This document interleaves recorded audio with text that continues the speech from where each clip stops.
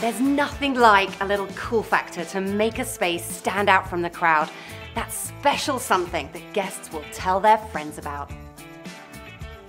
It can be anything so long as it has a story.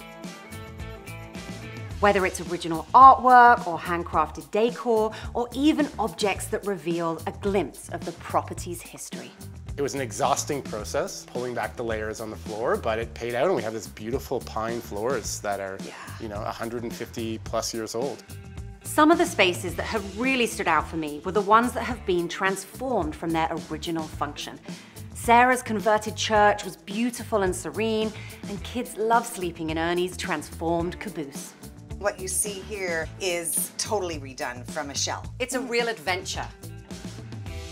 The cool factor can also be the experience itself, like sharing a barn with real live horses, or standing on the dock of a lakeside cottage to watch an unforgettable sunset.